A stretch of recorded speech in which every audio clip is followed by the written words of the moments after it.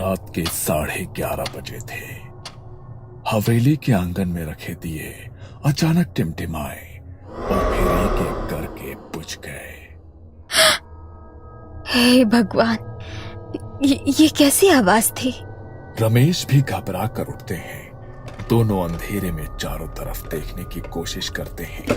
Kitchen से लगातार खड़खड़ाहट की आवाज आ रही थी। शारदा डरते डरते अंदर गई। मिट्टी के बर्तन जमीन पर बिखरे पड़े थे, लेकिन वहां कोई नहीं था। ये सब अपने आप कैसे गिर गया? रमेश खिड़की के पास जाते हैं और बाहर झांकते हैं। बाहर आंगन में अंधेरा था।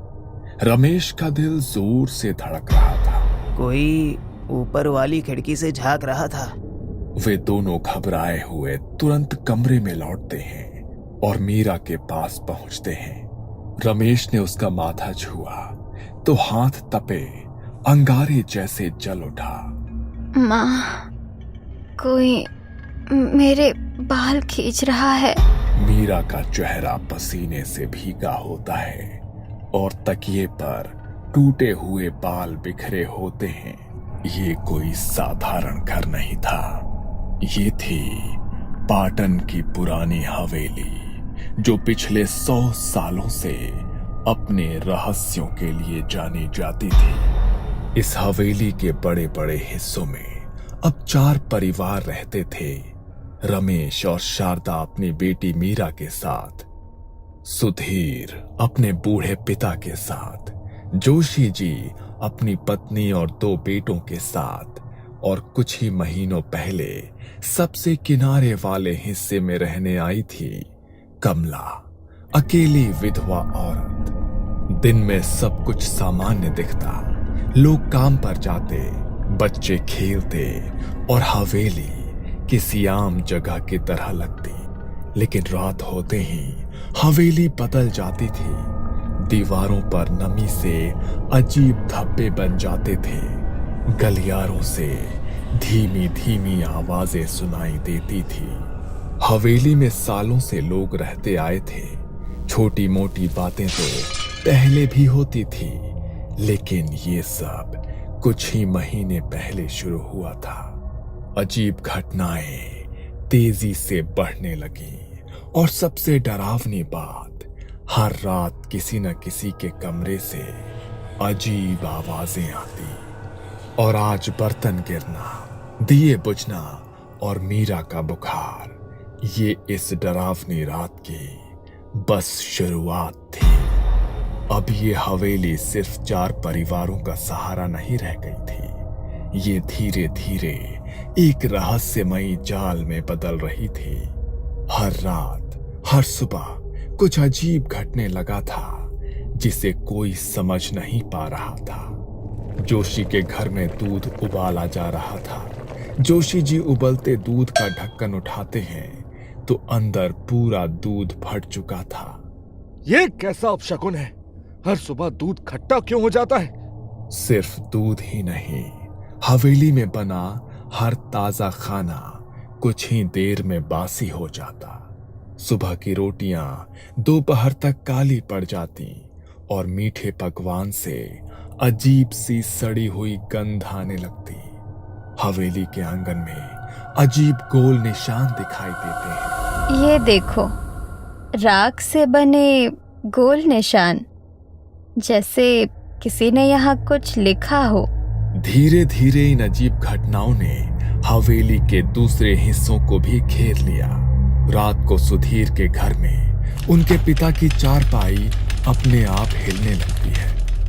कभी उनके तकिए के नीचे से मिट्टी निकलती और कभी दरवाजा बंद करने के बावजूद अंदर किसी के चलने की आहट सुनाई देती। कभी बाहर लाठी पटकने की आवाज सुनाई देती और फिर किसी के खांसी की आवाज। बाबा, आप आराम से सो जाइए, बाहर कोई नहीं है। जोशी जी के घर में बच्चों के खिलौने अपने आप हिलते, लकड़ी की गाड़ी अपने आप चलकर कमरे के कोने में जा रुकती और कभी कभी बच्चे रोते हुए कहते, पापा, वहाँ अंधेरे में कोई खड़ा है। जब जोशी जी देखते हैं तो वहां कुछ नहीं था, सिर्फ अंधेरा फैला होता है। कमला अब अक्सर हवेली में हो रही अजीब चीजों के बारे में सबको बताने लगी। कल रात मैंने अपने कमरे के बाहर किसी औरत की पायल की आवाज सुनी, लेकिन जब दरवाजा खोला तो वहां कोई नहीं था। सिर्फ गीली मिट्टी के निशान थे मेरे दरवाजे तक। कमला की बातें सुनकर सब सहम जाते, लेकिन उसी पल लोग उसे देखकर सोचते कि बेचारी अकेली है, शायद डर के मारे उसे ये सब सुनाई देता हो। अब हवेली का माहौल दिन ब दिन और डरावना होता जा रहा था। हर कोने में जैसे कोई अदृश्य ताकत झांक रही हो। कभी दरवाजे की चरमराहट होती, कभी खिड़की अपने आप खुल जाती। अगली सुबह शारदा जब दरवाजा खोलने गई तो चौखट पर काले धब्बे बने हुए थे, गोल गोल घुमावदार निशान, जैसे किसी ने राख और हल्दी से तांत्रिक चिन्ह बनाए हो। ये किसने बनाया? मीरा अचानक से खांसते खांसते गिर पड़ती है। लोग दौड़कर उसे संभालते हैं। मीरा फिर से अचानक बीमार पड़ गई। बुखार, कांपना और होठों से बड़बड़ाहट, जैसे कोई नाम ले रही हो। अब साफ है, हमारी बेटी की हालत का जिम्मेदार कोई है तो वो सामने वाली गली का तांत्रिक है। सभी लोग हवेली से बाहर देखते हैं। सामने वाली गली में एक जर्जर झोपड़ी, जहां से धुआं उठ रहा था। हाँ, मैंने कई बार देखा है। वो रात को अजीब चीजें ले जाता है, मुर्गे, नींबू, हड्डियां, सब यही सब कर रहा है। बाबा भैरवनाथ, उम्र 70 साल से ऊपर, सफेद बाल, झुका हुआ शरीर और आंखों में अजीब सी चमक। भैरवनाथ पहले मंदिर का पुजारी था, लेकिन कुछ अनहोनी के बाद उसने मंदिर छोड़ दिया और तांत्रिक विद्या में उतर गया। अब उसकी झोपड़ी से हमेशा धुआं उठता, रात को अजीब मंत्र सुनाई देते और सुबह दरवाजे पर राख, खून और हड्डियों के टुकड़े बिखरे मिलते। लोगों का विश्वास था कि वो काला जादू करता है और उसकी नजरें कभी भी जिस पर पड़ जाएं, उसका घर उजड़ जाता है। अब और बर्दाश्त नहीं होगा। जो भी मीरा के साथ हो रहा है वही भैरवनाथ है। हमारे घर में दूध, खाना सब खराब होता है। बच्चों को भी डरावने सपने आते हैं, और अब ये निशान, ये सब उसी का काम है। ये उसी की काली विद्या है। सबका शक अब पूरी तरह से भैरवनाथ पर था। हवेली के लोग मान चुके थे कि वही इस डर का असली जिम्मेदार है, लेकिन असलियत अभी बहुत गहरी थी और वो किसी ने सोची भी नहीं थी। उस रात हवेली में सब लोग एक जगह इकट्ठा हुए थे। इतनी अनहोनी एक साथ कभी नहीं हुई थी। दूध फटना, खाना सड़ना, बच्चों का बीमार पड़ना, सबका गुस्सा अब डर से बड़ा हो चुका था। अब और बर्दाश्त नहीं। ये सब उसी भैरवनाथ की करतूत है। कल सुबह उसके दरवाजे पर चलेंगे। पर अगर उसकी नजर हम पर पड़ गई तो? सुना है जिसने भी उसे ललकारा उसका घर तबाह हो गया। डरते रहेंगे तो ये खत्म नहीं होगा। आज मेरी बारी है, कल तुम्हारी भी आ सकती है। हमें जाना ही होगा। काफी देर तक बहस चलती रही। कोई कहता कि रात में ना जाएं, सुबह देखेंगे, तो कोई कहता कि अगर उसने सुन लिया तो और बिगड़ जाएगा। लेकिन आखिरकार तय हुआ कि सुबह होते ही हवेली के सारे लोग भैरवनाथ के दरवाजे पर सवाल लेकर खड़े होंगे। सुबह जब सब लोग भैरवनाथ से जवाब लेने उसके घर पहुंचे तो वहां खामोशी नहीं, चीखें गूंज रही थी। किसी औरत की तेज चीख, हाय भगवान, बाबा मर गए। भैरवनाथ जमीन पर पड़ा। उसका चेहरा नीला पड़ चुका था और मुंह से सफेद झाग निकल रहा था। आंखें आधी खुली हुई, चारों ओर राख बिखरी थी। देखा, उसका तंत्र उसी पर पलट गया। बोला था ना, काला जादू करने वाला अपने ही जाल में फंसता है। अब हवेली पर से बला हट जाएगी। भीड़ में खड़े रमेश, जोशी और सुधीर, उनके चेहरे पर हैरानी और थोड़ी राहत थी। गांव वालों ने मान लिया कि अब सब खत्म हो गया। भैरवनाथ को उसके कर्मों का फल मिला है। हवेली की मुसीबत भी अब मिट जाएगी। लेकिन सच्चाई ये थी कि असली खेल अब शुरू हुआ था, और ये खेल भैरवनाथ का नहीं, किसी और का था। भैरवनाथ की मौत के बाद भी अंधेरे का खेल अभी खत्म नहीं हुआ था। अचानक खिड़की धड़ाम से खुलती है और पर्दा उड़कर जलते दिए की लौ बुझा जाती है। कल रात मेरी खिड़की पर कोई जोर जोर से दस्तक दे रहा था। डर के मारे मैं रात भर सो नहीं पाई। अगली सुबह सुधीर ने तकिए के नीचे हाथ डाला और फिर वही चीज निकली, लाल धागा, राख और कटा हुआ नींबू। हर रोज ये क्यों मिलता है मेरे तकिए के नीचे? कौन कर रहा है ये सब? लेकिन सबसे बुरी हालत थी मीरा की। उसका चेहरा अब बिल्कुल पीला पड़ चुका था। बाल झड़कर जमीन पर बिखर जाते, वो बुखार में तड़पते और कभी कभी अचानक चीख उठती। सुधीर ने मजबूरी में डॉक्टर को फिर से हवेली बुलाया। बुखार तो है, पर कोई दवा असर ही नहीं कर रही। ये बीमारी जैसी नहीं लगती। सब एक दूसरे का चेहरा देखते हैं। आखिरकार सबने तय किया कि अब किसी तांत्रिक को बुलाया जाए। कोई साधारण बीमारी नहीं, हवेली पर बुरी नजर है।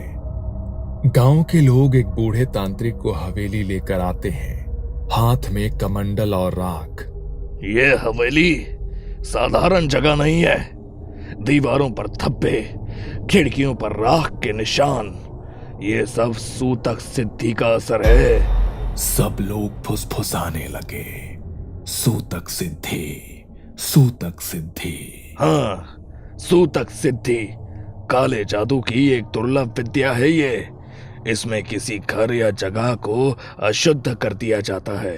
रातों रात वहां का खाना पीना सड़ने लगता है, बच्चे बीमार पड़ जाते हैं और धीरे धीरे घर तबाही की ओर बढ़ता है। ये सब किसी इंसान की करतूत है, और जब तक उस इंसान का पता नहीं चलेगा, हवेली का सूतक खत्म नहीं होगा। सब एक दूसरे का चेहरा देखने लगते हैं। तांत्रिक के जाने के बाद हवेली का माहौल और जहरीला हो गया। अब सबको लगने लगा कि ये बला बाहर से नहीं, घर के अंदर से आई है। लेकिन कौन है वो, ये कोई नहीं जानता था। रात को चुपके चुपके आंगन में जाती हो, अंधेरे में कुछ बड़बड़ाती रहती हो। लोगों ने तुम्हें नींबू और राख हाथ में लिए देखा है। कहीं ये सब काला काम तुम ही तो नहीं कर रही? कमला चुप रहती है, बस ठंडी नजरों से शारदा को देखती है और वहां से चली जाती है। ये देखो, सुधीर के कमरे में सबूत मिला है।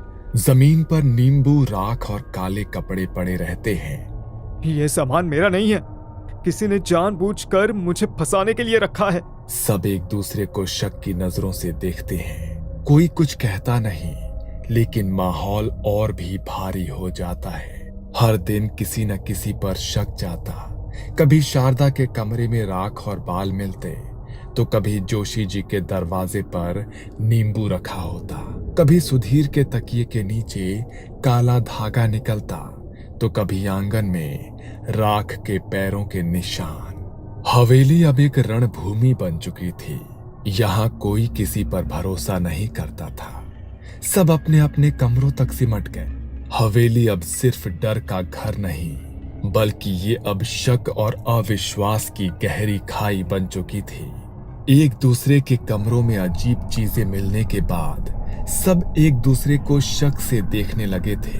इसलिए जोशी और सुधीर ने तय किया कि तांत्रिक को फिर से बुलाना ही पड़ेगा। अगले ही दिन वो तांत्रिक को ले आए। तांत्रिक ने उनकी सारी बातें सुनी और सबकी आंखों में देखा। यह सामान तुम में से किसी का भी नहीं है। इन्हें जानबूझकर रखा गया है ताकि शक तुम सब में फैलता रहे। ये किसी और का काम है। और अब मुझे अंदाजा हो रहा है कि असली खेल कौन खेल रहा है। तांत्रिक पहले ही भैरवनाथ की मौत की असली वजह का पता लगा चुका था। 2 दिन बाद अमावस की रात तांत्रिक छुपकर हवेली आया। उसने पहले से ही तैयारी कर रखी थी, सूतक सिद्धि तोड़ने के लिए विशेष साधन और मंत्र। काली अंधेरी रात में कुत्ते लगातार भौंक रहे थे। कमला अपने कमरे से निकली। उसकी चाल अजीब और आंखें सुर्ख लाल। वो आंगन की चौखट तक पहुंची ही थी कि तांत्रिक ने अपना मंत्र उस पर उलट दिया। पल भर में कमला जमीन पर गिर पड़ी। उसका शरीर ऐंठा हुआ, चेहरा आकड़ा हुआ और होंठ आधे खुले हुए, जैसे किसी ने अंदर से उसकी सांसें खींच ली हो। अचानक भौंकते कुत्ते एक साथ खामोश हो गए। अगली सुबह जब घर वाले बाहर आए तो कमला को देखकर सब सन्न रह गए। वो चौखट पर ऐसे पड़ी थी जैसे किसी अदृश्य बिजली ने उसे जकड़ लिया हो। कोई नहीं जान पाया कि कमला ने अपनी आखिरी सांस तक क्या देखा, क्योंकि उसकी आंखें और होंठ डर से खुले पड़े थे। कमला की मौत के बाद हवेली का सन्नाटा और गहरा हो गया था, लेकिन हर किसी के मन में एक ही सवाल था कि आखिर ये सब क्यों हुआ। कमला कौन थी और उसके साथ क्या हुआ? लोग फुसफुसाने लगे। कोई कहता है कि कमला की मौत का राज जानना होगा। तभी तांत्रिक हवेली में आते हैं। उसकी मौत पर अफसोस करने का कोई मतलब नहीं। ये सब कमला का ही किया हुआ था। उसने सूतक सिद्धि साधी थी और उसी ने चालाकी से तुम सबका शक भैरवनाथ की तरफ मोड़ा। भैरवनाथ उसकी हकीकत जान चुका था, इसलिए वो उसका पहला शिकार बना। ये सुनकर सब दंग रह गए। औरतें मुंह पर हाथ रख लेती हैं। लेकिन कमला ऐसा क्यों करेगी? उसने हमें क्यों सताया? क्योंकि उसे किसी को खुश देखना पसंद नहीं था। उसके अपने जीवन से सुख शांति जा चुकी थी और अब वो चाहती थी कि कोई और भी सुखी ना रहे। उसे तुम सबकी खुशहाली छीननी थी और धीरे धीरे इस हवेली पर कब्जा करना था। मैंने उसकी जिंदगी के बारे में सब पता लगाया है। उसके माता पिता बचपन में ही गुजर गए थे। वो अकेली रह गई थी और तभी उसने काला जादू सीखना शुरू किया। शादी के बाद उसका पति और सास ससुर उसे रोकते थे, लेकिन उसने सबको इसी जादू से मार डाला। जहां जहां भी वो रही वहां बर्बादी फैल गई। ये हवेली उसकी अगली शिकार थी। ये सुनकर सबके होश उड़ गए। जिस औरत को सबने एक बेचारी विधवा समझा था, असल में वही उनकी बर्बादी की जड़ थी। और अब उसकी मौत के साथ उसकी काली परछाई भी इस हवेली की दीवारों में हमेशा के लिए कैद हो गई थी। ये कहानी आपको अच्छी लगी हो तो हमें सब्सक्राइब करें। हमारा इंस्टाग्राम और फेसबुक पेज जरूर फॉलो करें। अगर आपके पास ऐसी ही कोई कहानी हो तो हमें कमेंट बॉक्स में भेजें। हम कोशिश करेंगे कि अगली एनिमेटेड स्टोरी आपकी होगी।